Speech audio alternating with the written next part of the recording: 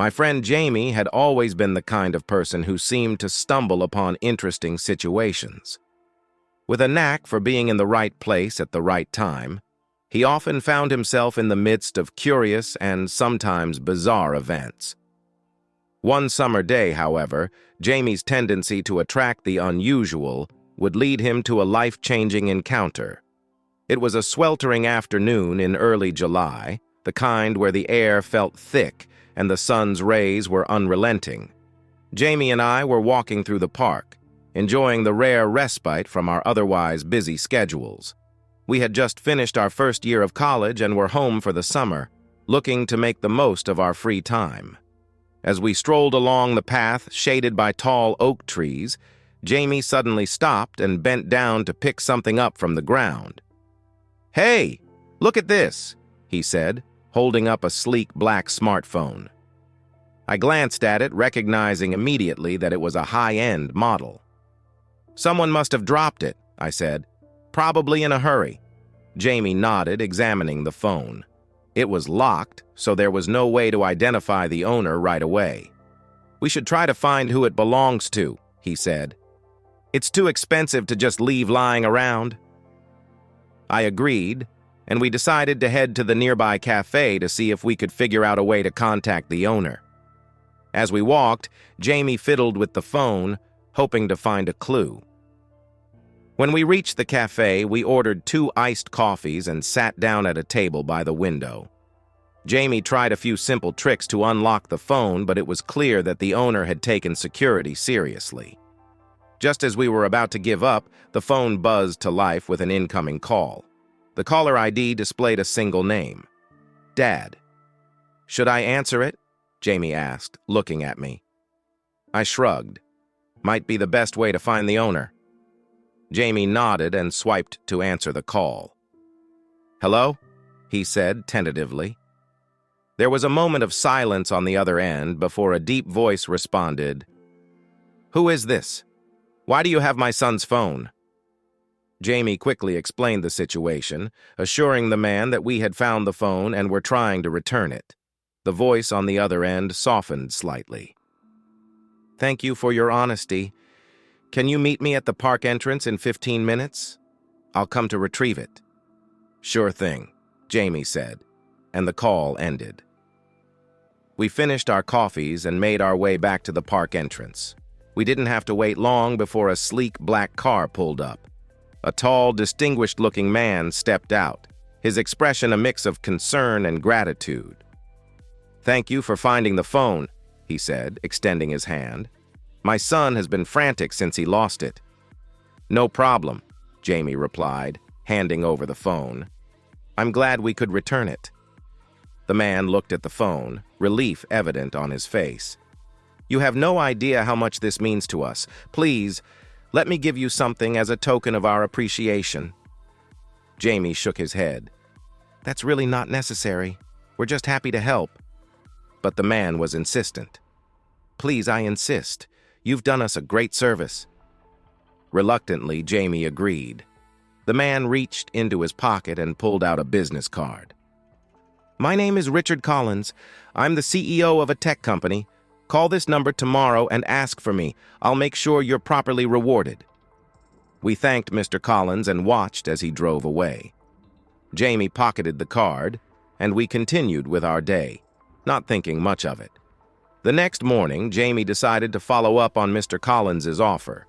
He called the number on the card and, after a brief conversation, was invited to Mr. Collins's office downtown. I tagged along, curious to see what would happen. We arrived at the impressive glass building that housed Collins Tech Enterprises and were ushered into a luxurious office on the top floor.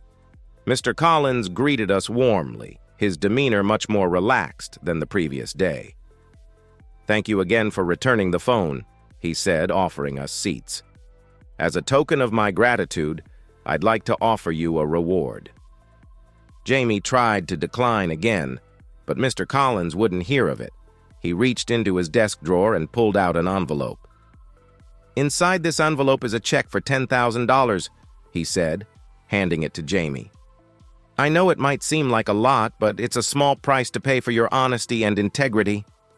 Jamie's eyes widened in shock. "This is too much, Mr. Collins. I can't accept this." Mr. Collins smiled. "Please, I insist. It's not just about the phone. It's about recognizing good people and rewarding good deeds. Think of it as an investment in your future." Reluctantly, Jamie accepted the envelope, still in disbelief. As we left the office, we couldn't help but marvel at how a simple act of kindness had led to such an unexpected reward. Over the next few weeks, Jamie used the money to pay off some of his college expenses and invest in a small side project he had been passionate about. He started a community initiative to help local kids learn about technology, providing them with resources and mentoring. The initiative quickly gained traction, and Jamie found himself at the center of a growing movement to bridge the digital divide. One day, as Jamie was setting up for a community workshop, he received a call from Mr. Collins. "I wanted to let you know that I've been following your progress," Mr. Collins said. "I'm impressed with what you've done with the reward. I'd like to support your initiative further." Jamie was taken aback. "Thank you, Mr. Collins. Your initial generosity has already made such a difference." Mr. Collins chuckled. "Well, I believe in investing in the future. How about a partnership? I'd like to sponsor your initiative and provide more resources to help you expand." Jamie was thrilled. They discussed the details, and soon Collins Tech Enterprises became the primary sponsor of Jamie's initiative. With the additional support, Jamie was able to reach even more kids, offering them opportunities they might never have had otherwise. As the months passed, Jamie's initiative grew into a well-known program, receiving accolades and recognition from various organizations. He was invited to speak at conferences and share his story, inspiring others to make a difference in their communities. Throughout it all, Jamie remained humble, always remembering the day he found that phone in the park. He often thought about how a simple act of honesty had led to such profound changes in his life and the lives of so many others. One evening, as we were sitting in his now bustling community center, I turned to Jamie and said, "You know, it's amazing how everything turned out. Who would have thought returning a lost phone would lead to all this?" Jamie smiled, a look of contentment on his face. "It's funny how life works sometimes. One small decision can change everything. I'm just glad I could make a difference." As the sun set outside, casting a warm glow over the room, I realized that Jamie's story was more than just about finding and returning a phone. It was a testament to the power of kindness, integrity, and the unexpected rewards that come from doing the right thing. And so, the story of my friend Jamie, who found someone else's phone and returned it to its owner, became a tale of inspiration and hope.